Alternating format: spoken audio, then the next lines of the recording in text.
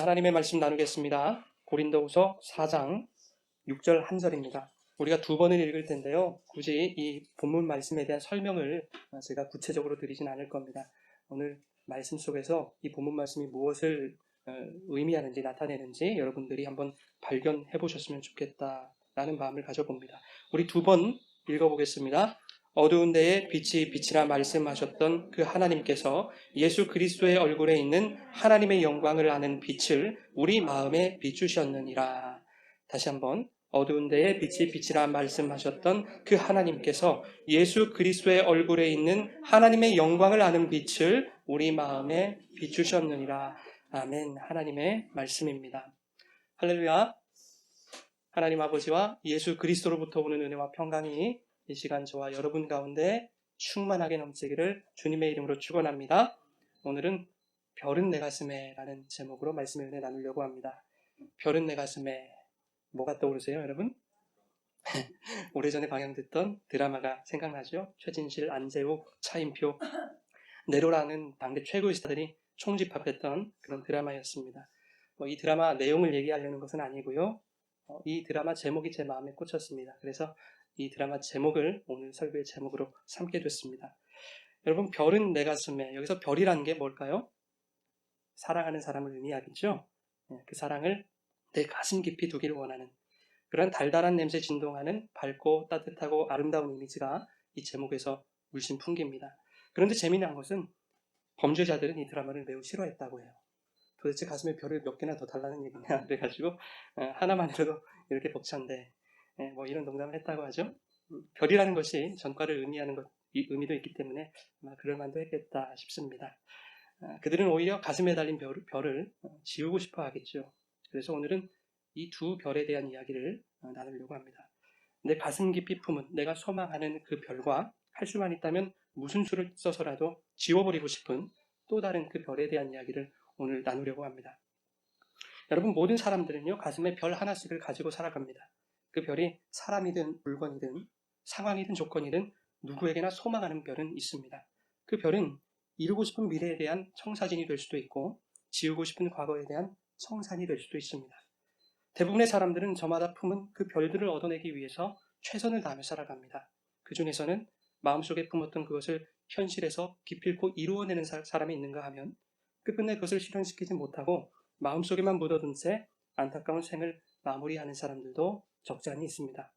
자, 그러면 여러분은 어느 쪽에 속하고 싶으십니까? 소망했던 별을 현실 속에서 이루어내는 자, 아니면 마음속으로만 품고 끝나는 자, 어느 쪽이십니까? 전자이겠죠?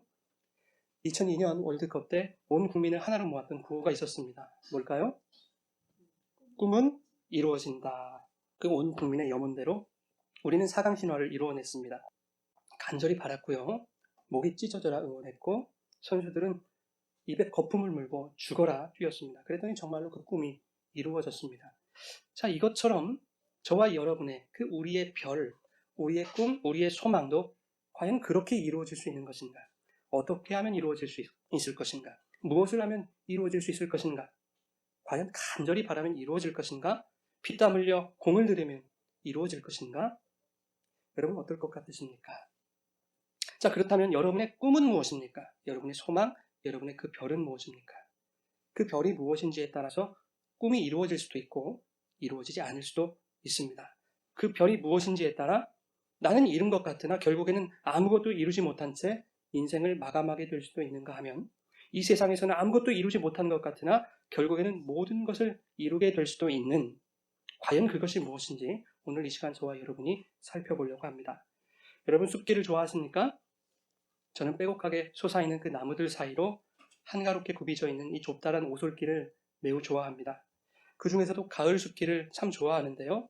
가을 숲길은 온몸의 세포를 깨우는 그 청량함과 상쾌함을 주기 때문입니다. 그런데 그것이 만약 겨울 숲길이라면 저는 그 길을 가지 않겠습니다.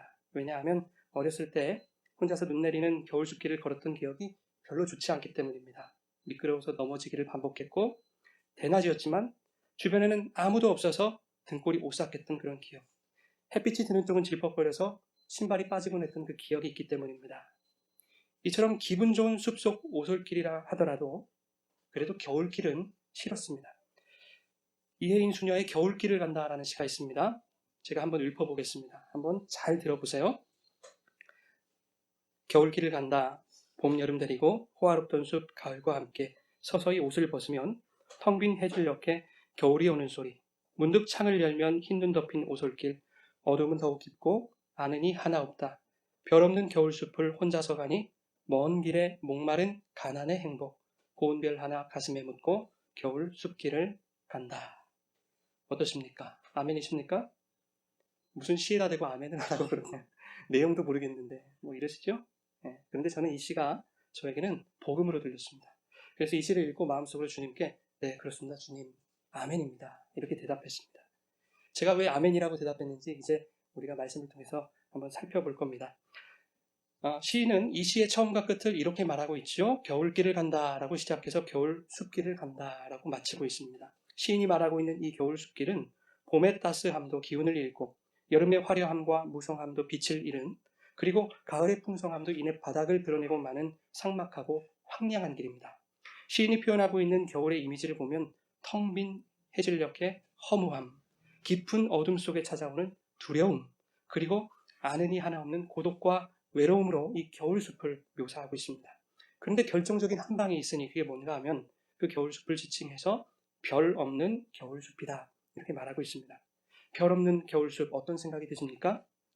꿈도 없고 소망도 없고 깜깜하고 무기력감과 절망이 느껴지는 그런 느낌이죠. 그런데 시인은 도대체 왜 그 겨울숲길을 가려 하는 것일까?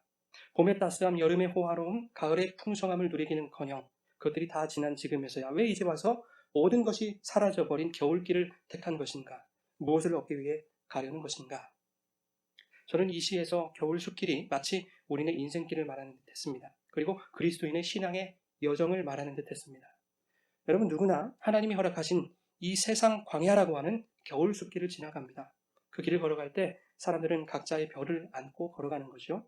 그렇게 별을 소망하며 열심히 그 길을 걸어가면 마침내 봄의 화창함, 여름의 호화로움, 가을의 풍족함이라는 그 별들이 마음속에만 품고 있었던 상상 속의 그것이 아니라 이제는 내 눈앞에 현실이 될 것이다 라는 기대를 품고 사람들은 그렇게 각자의 길을 걸어갑니다. 우리 믿는 사람들도 그런 것 같아요. 그러나 이 시에서의 시인은 세상의 길을 걸어가는 태도가 조금 다릅니다. 세상이 보여주는 별들은 허상에 지나지 않다라는 것을 말하고 싶은 듯해요. 언젠가 서서히 옷을 벗고 이내 알몸을 드러낼 것임을 말하고 있습니다. 봄의 화창함도 여름의 무성함도 가을의 풍성함도 언젠가는 모두 옷을 벗게 될 것이다. 인생을 통해 봄, 여름, 가을이 주는 세상의 것들을 가지려 하면 할수록 우리가 반드시 맞닥뜨리게 될 그 겨울길을 우리가 맞이했을 때 그 공허함과 허탈감은 더욱 클 수밖에 없는 것이죠. 에이, 겨울길 안 걸어가면 되지 뭐. 열심히 노력해서 나는 꽃길만 가면 되지 뭐. 열심히 신앙생활해서 복만 받으면 되지 뭐. 여러분 과연 그게 가능하겠습니까? 그렇지 않죠. 겨울길 없이는 봄길이 다시 찾아올 수 없는 법입니다. 깊은 눈물 골짜기 없이는 하나님의 그 은혜의 깊이를 온전히 깨달을 수 없는 것이죠. 시인은 이렇게 말합니다. 별 없는 겨울숲을 혼자서 간다.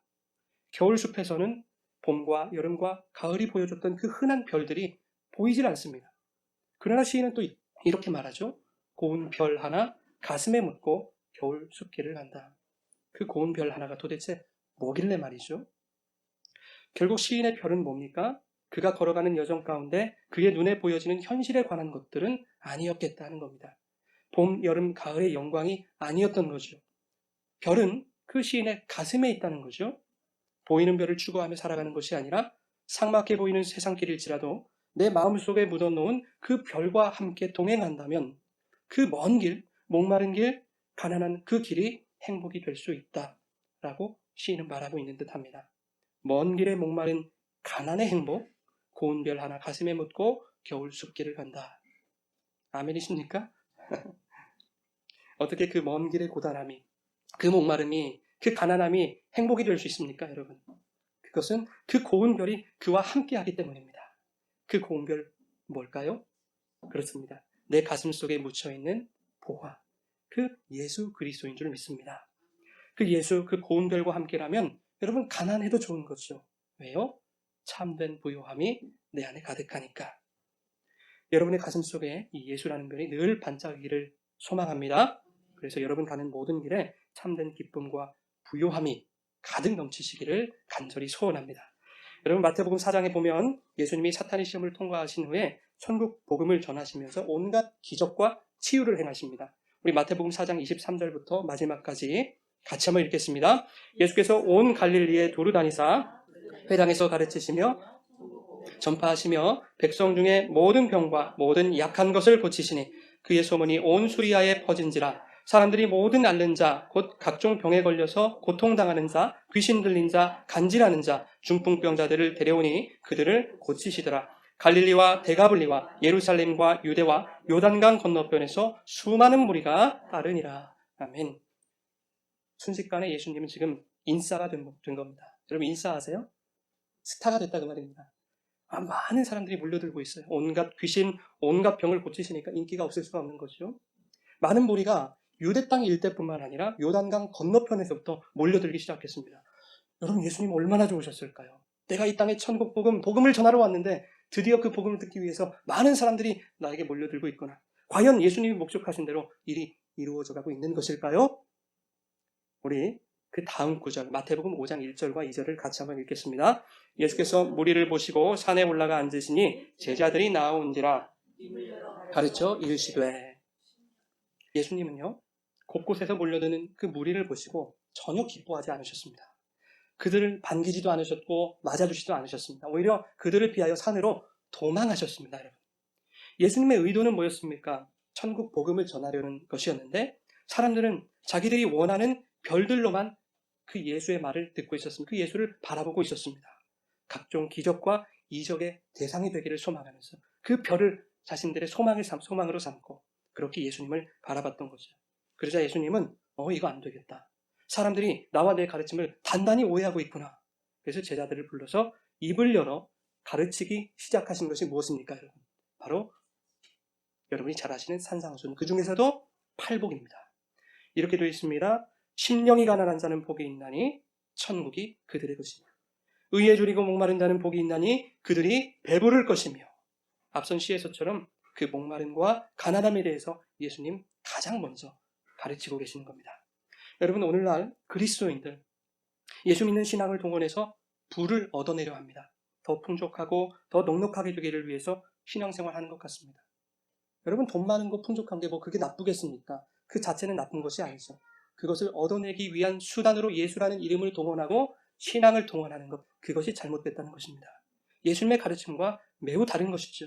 예수님은 가난하고 줄이고 목마른 것이 그것이 복이라고 말씀하시는데 무리들처럼 자신들이 추구하는 별을 얻는 것을 복이라고 생각하는 요즘 그리스도인들의 모습 아니겠습니까? 예수님의 팔복의 가르침들을 헬라어 원문으로 보게 되면 이렇습니다. 복 있는 자여, 그대는 심령이 가난한 자이다. 복 있는 자여, 그대는 의에 줄이고 목마른 자이다. 그런데 이 복 있는 자여라는 말도 사실 직역을 한 것이 아니라 의역을 한 겁니다. 직역을 하게 되면 복들이여 이렇게 부르는 겁니다. 그러니까 너희가 바로 그 복이다라고 우리에게 선언해주고 계시는 거예요. 마치 창세기 12장에서 하나님이 아브라함 부르실 때에 너는 복이 될지라 라고 말씀하신 그 말씀과 상통하는 것입니다.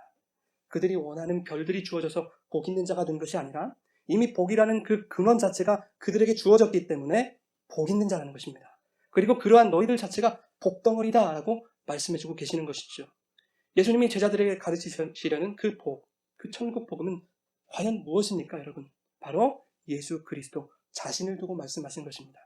내가 너희들에게 주기 원하는 것은 너희들이 원하고 바라는 그런 세상적 가치들의 그러한 별이 아니라 바로 나 예수 그리스도라는 복, 그 고운 별 하나를 주기 원하는 것, 그것이 바로 내 마음이다. 그러니 예수 그리스도를 복으로 가진 너희들이여, 그 별을 마음에 품은 너희들이여, 그대는 가난해도 천국을 가진 자이다. 그대는 줄이고 목말라도 배부른 자이다. 그러니 그대들이 복덩어리들일 수밖에. 이것이 주님이 하시는 말씀입니다. 성도는 무엇을 얻기 위해 겨울길을 걷는 자가 아닙니다. 이미 별을 얻은 자가 그 별, 즉 예수 그리스도와 함께 그 겨울길을 가는 것, 그것이 바로 우리들의 신앙 생활인 것입니다. 여러분 수많은 성도들이 예수 따로 별 따로의 삶을 살아갑니다. 다른 사람들 생각할 것 없이 그것은 저와 여러분의 이야기입니다. 여러분 인간이라고 하는 존재는 내가 손해보는 것보다 나에게 이익을 가져다주는 쪽에 더 민감한 촉수를 작용합니다. 주님을 우리의 주인이라고 우리가 고백하지만 부지불식간에 우리는 때때로 세상을 주인의 자리에 올려놓을 때가 너무나도 많지 않습니까? 심지어 자신의 이익 앞에서는 두 눈 질끈 감고 자신의 신앙의 양심까지도 팔아버리지 않습니까? 이 정도는 괜찮아. 다들 그러고 살아. 에이, 목사도 그러는데 뭐. 세상에서 우리가 더불어 살기 위해서는 이렇게 하는 거 당연하지. 괜찮아. 여러분 정말 괜찮습니까? 하나님도 괜찮다 하실까요? 여기까지는 양반이죠. 예수 믿는 신앙을 마치 거래의 수단으로 삼는 자들이 여러분 얼마나 많습니까? 그렇게 가르치는 목사들이 얼마나 많습니까? 응답하실 때까지 기도하라고, 복 주실 때까지 헌신하고 순종하고 봉사하라고, 도중에 포기하니까 받을 복도 놓치는 거라고, 예수 잘 믿고 충성하면 당신들이 원하는 복을 넘치도록 부어주실 것이라고, 부으시는지 아닌지 한번 시험해보러. 도대체 그들이 말하는 그 복은 어떤 복을 말하는 걸까요? 그들이 원하고 기대하는 별은 과연 무엇일까요, 여러분? 시인은 봄과 여름과 가을이 보여주는 세상의 그러한 별들을 거부하고 오히려 그러한 별이 없는 겨울 숲길을 선택했지요. 겨울 숲길에는 세상 혹할 만한 그런 눈에 보이는 그런 별은 없지만 힘들고 지치고 목마르고 가난한 그 혹독함도 행복함으로 바꾸시는 진짜 별, 그 예수가 있다고 말하고 있는 듯합니다. 그 예수가 있기 때문에 시인은 그 겨울 숲길을 걸을 수 있는 것입니다. 그 예수가 세상이 보여주는 수많은 가치들과는 비교할 수 없는 최고의 가치임을 믿기에 눈에 보이지는 않지만 바라는 것들의 실상이요 보이지 않는 것들의 증거이신 그 고운 별, 예수라는 믿음의 별을 품에 안고 걸어갈 수 있는 것입니다. 여러분 군대 가면 겨울에 혹한기 훈련을 받습니다. 저는 경상도에서 군생활을 했기 때문에 혹한기라고 해봐야 영하 1도, 2도 그렇습니다. 부채질해요 겨울에. 근데 최전방에 있는 사람들은 그렇지 않죠. 체감 온도가 30도, 35도 그러지 않습니까? 혹한기 훈련 얼마나 힘들겠습니까? 도망가고 싶죠. 포기하고 싶죠. 그러나 그것을 통과하지 않으면 따뜻한 네모 반에 다시는 돌아갈 수가 없습니다. 아니 혹한기를 거부하면 제대할 수가 없는 것이요. 전역할 그 날을 마음에 품고요. 그날만을 기대하고 소망하면서 이를 악물고 버텨내는 것입니다. 혹한기 훈련 거부하면요. 어떻게 됩니까? 오히려 차디찬 영창에서 더 힘겨운 나라를 보낼 수도 있는 거예요. 오늘날 성도들의 모습을 보면요. 이 세상이라는 혹한기 훈련을 거부하고 있는 듯합니다. 고운 별 하나 가슴에 묻고 걸어가는 그 겨울길, 가능한 가고 싶지 않은 것 같아요. 마치 그 고운 별이신 예수가 이 세상의 겨울이라는 혹한기를 없애주실 것으로 생각합니다. 예수 잘 믿으면 항상 봄과 여름과 가을만이 우리에게 주어질 것이다. 이렇게 생각하는 것 같아요. 그 예수가 수많은 별들을 양산해 내어서 신앙의 열심과 공로에 따라서 나누어 주시는 것으로 그렇게 생각합니다. 좀 더 열심히 하면, 좀 더 정성을 보이면, 좀 더 헌신하면, 좀 더 갖다 바치면 뭔가 더 주실 것 같은 그런 신앙생활. 그렇게 믿고 그런 신앙생활을 하고 있다면 그것은 세상의 부와 명예, 성공, 그 모든 세상의 가치들이 이미 그들의 별이 되어버린 것입니다. 그 속에 예수는 없는 것이죠. 여러분 우리가 왜 신앙생활을 합니까? 우리가 왜 봉사를 하고 헌신을 하고 헌금을 드리는 것입니까? 이미 받은 복이 너무 크기 때문입니다. 주체할 수 없는 기쁨과 감사와 감격 때문입니다. 그렇게 하지 않고는 견딜 수 없기 때문입니다. 예수를 주신 그 구원의 감격, 세상 그 무엇과도 바꿀 수 없는 그 대속의 은혜에 감사하여서 당연히 우리 안에서 흘러나올 수밖에 없는 그 신앙의 반응이 바로 저와 여러분의 신앙 생활인 것입니다. 나 이렇게 했으니까 이거 주세요. 아니 하나님께 맡겨놨습니까? 하나님이 여러분의 예금 통장이 아닙니다. 도깨비 방망이가 아닙니다. 하나님은 저와 여러분의 왕이십니다. 주시면 받고 주시지 않으면 족한 줄 아는 것입니다. 주님은 우리에게 우리가 원하는 것을 주시는 것이 아니라 주님이 원하시는 것을 우리에게 주시는 분입니다. 또한 어떠한 형편에서도 자족할 수 있는 능력을 주시는 분이 우리 주님이십니다. 빌립보서 4장 11절부터 14절까지 우리 같이 한번 읽겠습니다. 내가 궁핍함으로 말하는 것이 아니니라. 어떠한 형편에든지 나는 자족하기를 배웠노니 나는 비천에 처할 줄도 알고 풍부에 처할 줄도 알아. 모든 일, 곧 배부름과 배고픔과 풍부와 궁핍에도 처할 줄 아는 일체의 비결을 배웠노라. 내게 능력 주시는 자 안에서 내가 모든 것을 할 수 있느니라. 그러나 너희가 내 괴로움에 함께 참여하였으니 잘하였도다. 아멘. 여러분 성도는 비천에 처할 줄도 알고 풍부에 처할 줄도 아는 자들입니다. 예수는 배부름과 배고픔, 풍부와 궁핍에도 처할 줄 아는 일체의 비결을 우리에게 주신 거예요. 그것이 주님이 성도들에게 주신 능력입니다. 내게 능력 주신다라는 것은 바로 그 능력을 말하는 것이죠. 그 능력을 주시는 주님 안에서 상황과 형편에 구애받지 아니하고 주님이 우리에게 맡기시고 명하시는 모든 일을 능력 있게 감당하게 하시는 것입니다. 저와 여러분이 그 능력 가지고 주님이 맡겨주신 사명 잘 감당할 수 있기를 바랍니다. 그런데 14절 한번 보시겠습니까? 14절에 보면 바울은 괴로움에 참여하는 것이 잘한 것이다 이렇게 말하고 있습니다. 아니 풍부에 처한 것, 또 배부름에 처한 것이 잘한 것이다 이렇게 말할 수도 있는데 굳이 괴로움에 처한 것이 참 잘한 것이다 이렇게 바울은 칭찬하고 있습니다. 바울이 말하는 그 괴로움은 뭘까? 그것은 바로 예수가 걸어가신 십자가의 길이죠. 예수의 제자들, 그 성도들이 걸어야 할 이 세상이라는 겨울길을 의미하는 것입니다. 베드로전서 4장 13절에는 이렇게 말씀합니다. 우리 같이 읽겠습니다. 오히려 너희가 그리스도의 고난에 참여하는 것으로 즐거워하라. 이는 그의 영광을 나타내실 때에 너희로 즐거워하고 기뻐하게 하려 함이니라. 아멘. 성경은 우리로 하여금 그리스도의 고난에 참여하기를 즐거워하라, 기뻐하라 이렇게 말씀하고 계십니다. 왜 그렇습니까? 그것이 주님 오시는 그날에 우리들의 즐거움이 될 것이고 우리들의 기쁨이 될 것이기 때문입니다. 구원이기 때문입니다, 여러분. 다시 말하면 주님의 영광, 그 성도의 구원이라는 것은 그리스도의 고난에 참여하는 자들의 것이다 라는 말씀입니다. 여러분 그 구원이 저와 여러분에게 주어졌음을 믿으십니까? 그렇다면 여러분은 주님께서 구원받은 자에게 명하시는 그 예수 그리스도의 고난에 참여하는 삶을 살고 계십니까? 오늘 스스로에게 심각하게 질문을 던지실 수 있기 바랍니다. 여러분, 우리의 신앙생활은 우리에게 무엇이 주어지느냐에 따라 성패가 갈리는 것이 아닙니다. 누구와 함께 하느냐의 문제인 것입니다. 여러분은 누구와 함께 이 신앙의 길을 걸어가고 있습니까? 여러분 속에 품고 있는 그 별은 과연 무엇입니까? 그 고운 별 하나, 바로 예수 그리스도가 되기를 간절히 소망합니다. 그런가 하면 우리에게 지우고 싶은 별이 있습니다. 법을 어긴 일부터 해서 사사로운 일들까지 다양한 것들이 있겠죠. 세상은 어떤 것이 더 무거우냐 가벼우냐 그 경중을 따지고 심각성의 정도에 따라서 그것들을 취급합니다. 그러나 이러한 별들은 그들 스스로가 어떠한 형태로든 감당해낼 수 있는 것들입니다. 사람을 죽이면 징역을 살면 되는 거고 남에게 피해를 끼치면 피해를 끼친 만큼 법에서 정한 대로 처벌을 받으면 되는 것입니다. 그러나 우리가 감당해낼 수 없는, 도무지 우리가 해결할 수 없는 그 별이 있습니다. 지우고 싶어도 지울 수 없고 떼내어버리고 싶어도 떼내어버릴 수 없는 그 별이 있습니다. 그것은 바로 죄라는 별입니다. 이 죄라는 별은 우리의 어떠한 인간적인 노력으로도 신앙적인 열심으로도 지울 수 없는 별입니다. 그러나 예수라는 그 고운 별이 우리 가슴 속에 들어오셔서 우리의 심령 구석구석을 그 별빛으로 비추실 때 세상과는 다른 반응들이 나타나기 시작합니다. 세상은 자신의 잘못이 드러나는 것을 원치 않습니다. 자꾸만 어두운 곳으로 들어가서 자신을 숨기려고 합니다. 그러나 예수라는 그 별빛이 내 마음을 비추기 시작하면 그 빛 앞에 더욱 우리의 죄인됨을 들고 나아가게 되는 것입니다. 더욱 발각당하기를 원하게 되는 것입니다. 그러나 더 놀라운 것은 나의 죄가 그 빛에 발각당하는 것이 부끄럽지가 않다는 것입니다. 수치가 되기는커녕 오히려 그것은 영광이 되는 것이죠. 왜냐하면 주님은 이렇게 예수라는 빛에 드러나는 우리의 죄인됨을 더 이상 죄라고 여기지 않으시기 때문입니다. 에베소서 5장 12절부터 13절 함께 읽겠습니다. 말하기도 부끄러운 것들이라. 그러나 책망을 받는 모든 것은 빛으로 말미암아 드러나나니 드러나는 것마다 빛이니라. 아멘. 세상 사람들에게 있어서는 자신의 죄인됨이 드러나는 것이 수치입니다. 창피함이죠.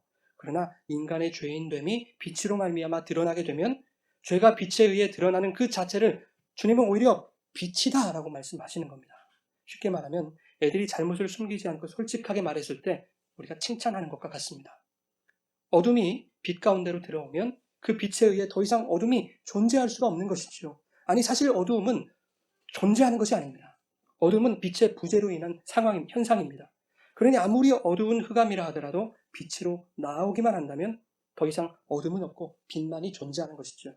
그 말은 우리가 빛 대신 주님 안에 거할 때 우리가 달고 있는 이 죄라고 하는 별이 지워지는 것을 넘어서 주님은 그 죄를 기억하지 아니하시고 없이 하실 것이다 하는 것입니다. 여러분 이처럼 큰 은혜가 어디 있습니까? 이 은혜가 지금 저와 여러분들 가운데 주어진 줄 믿습니다. 여러분 예수님이 우리 안에 계실수록 우리의 죄가 더욱 확실해지고 명확해집니다. 반대로 예수가 우리 안에 없으면 우리 속의 죄는 더욱 힘을 받아서 스스로를 의인이라고 포장하게 되는 그러한 죄를 저지르게 됩니다. 중요한 것은 뭐냐? 우리가 죄인임이 명확해질수록 하나님의 사랑과 은혜는 더욱 우리에게 집중된다 하는 것입니다. 우리가 죄인일 때 주님의 사랑이 우리에게 부어지는 것이죠. 그래서 로마서 5장 8절 뭐라고 되어 있습니까? 우리가 아직 죄인 되었을 때 그리스도께서 우리를 위하여 죽으심으로 하나님께서 우리에게 대한 자기의 사랑을 확증하셨느니라. 누가복음 18장 바리새인과 세리의 기도에서 바리새인이 이렇게 기도하죠. 하나님, 나는 토색이나 불이나 간음을 저지르는 저 바리새인들과 같지 않게 하심을 참으로 감사드립니다. 바리새인의 마음속에 예수가 없으므로 지금 스스로를 의롭다 여기고 있는 거죠. 그들은 공개적인 기도를 통해서 세리를 비난했습니다. 그러나 세리는 어떠했습니까? 그 부끄러움과 수치스러움을 당하면서까지 자신들의 죄인됨을 숨기지 아니하고 하나님의 그 빛으로 나아가는 것이죠. 하나님, 나를 불쌍히 여겨주십시오. 나는 죄인이로소이다. 하나님 앞에 죄인됨을 부끄러워하지 아니하였던 것입니다. 여러분, 하나님 앞에 죄인됨을 부끄러워하지 아니하는 자들에게는 반드시 은혜가 부어질 줄 믿습니다. 여러분, 주님 말씀하셨습니다. 세리에게 이 사람이 의롭다 하심을 받고 높아지리라. 저와 여러분에게 이러한 주님의 선언이 이루어지기를 간절히 바랍니다. 자, 그런 여러분, 늘 빛 가운데 거하시기 바랍니다. 여러분 가슴 속에 늘 예수라는 별을 품고 그 별과 동행하시기 바랍니다. 그 별이 여러분과 함께하는 한 여러분의 인생에는 실패라는 것이 있을 수 없는 것이죠. 세상이 보여주는 달콤한 별들이, 그런 별들이 주어지지는 않을지라도, 오히려 미끄러워 넘어지고 질척이는 진흙탕에 빠질지라도 그 고운 별 예수 그리스도 우리 가슴에 품고 이 세상 겨울길을 걸어갈 때 주님의 영광이 마침내 여러분을 포근한 봄날처럼 맞아주실 것입니다. 여름에 화사하고 호화로운 옷을 주님께서 입혀주실 줄 믿습니다. 가을의 풍성한 식탁을 우리에게 허락해 주실 줄 믿습니다. 그날을 소망하며 이 세상이라는 겨울을 주님과 함께 기쁘고 힘차게 걸어가시는 믿음의 사람들 되시기를 주님의 이름으로 축원합니다. 우리 같이 이렇게 찬양하고 기도하기 원합니다.